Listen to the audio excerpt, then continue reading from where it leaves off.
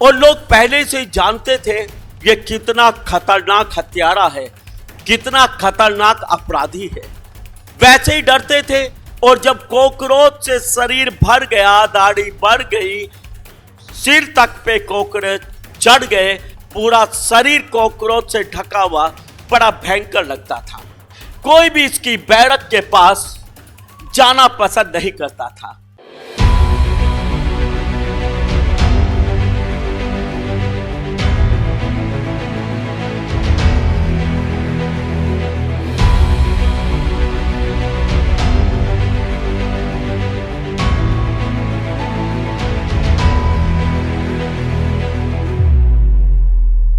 एक व्यक्ति था यूरोपियन कंट्री में, बाहर के देश में।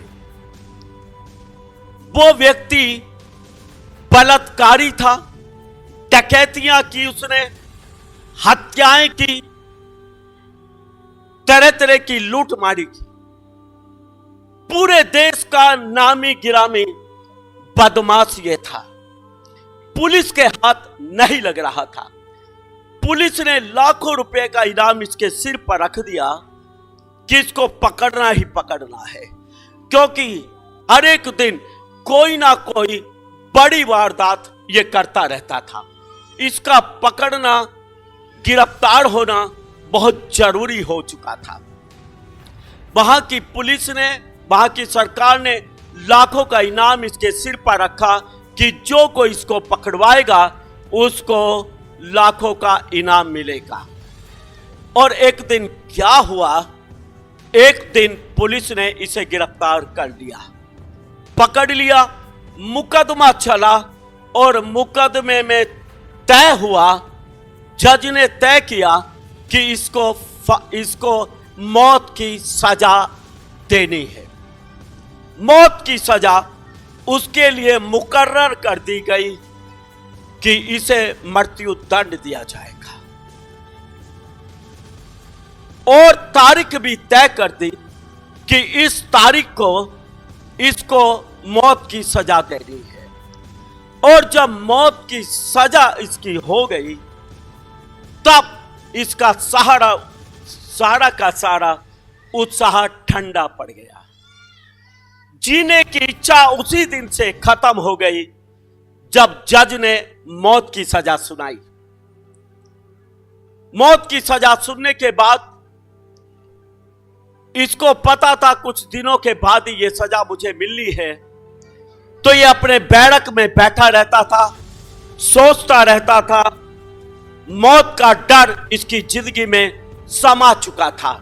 मौत के डर के कारण अब ये धीरे धीरे बिल्कुल निराशा में डूब गया।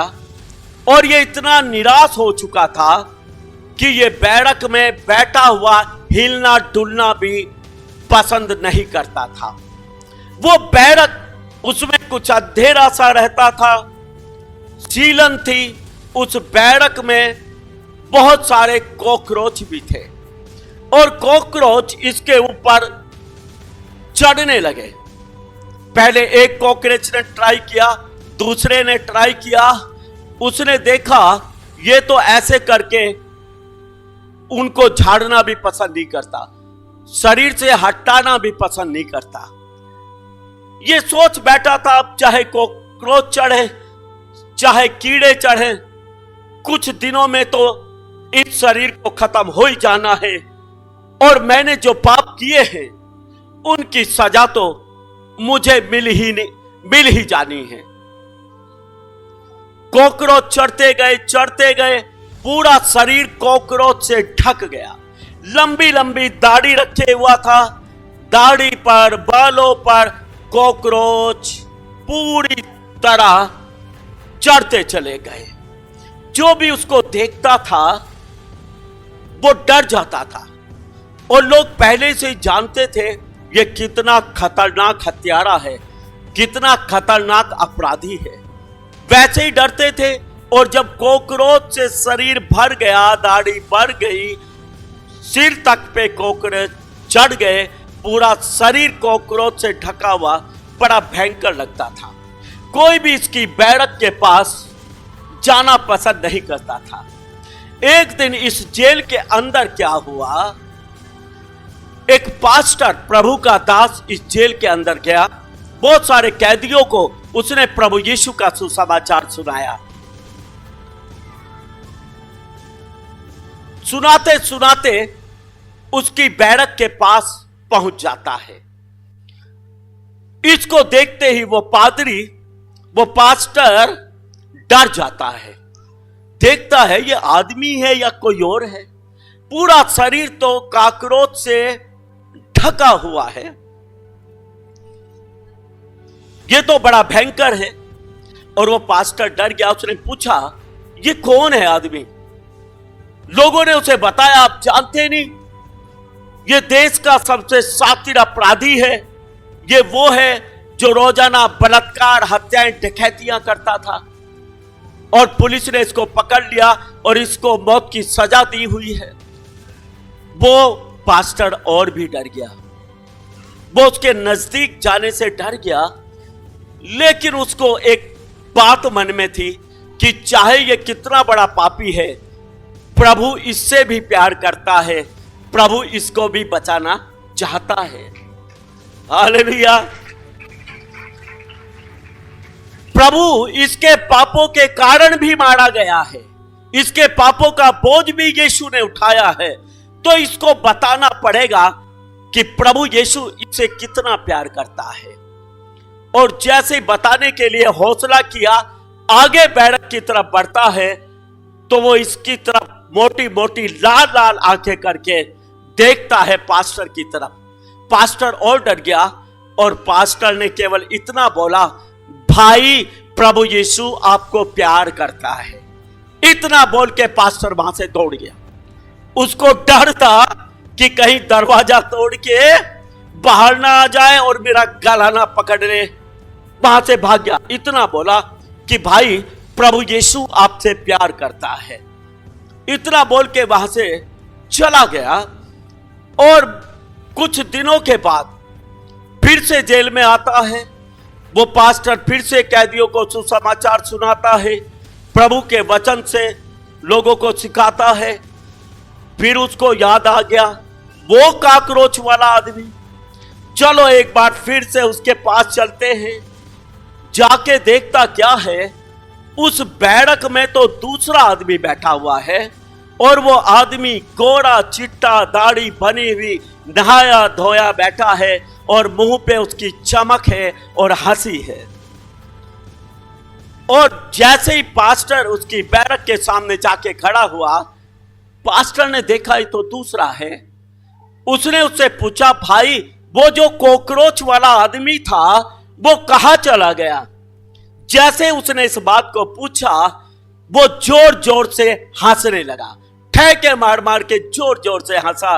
जोर जोर से हंसने के बाद बोला, भाई वो आदमी मैं ही हूं। और जब आपने मुझे बोला कि यीशु मसीह तुम्हें प्यार करता है, तो थोड़ी देर के बाद मैं बहुत जोर जोर से रोने लगा कि प्रभु क्या तुम मुझे प्यार करता है?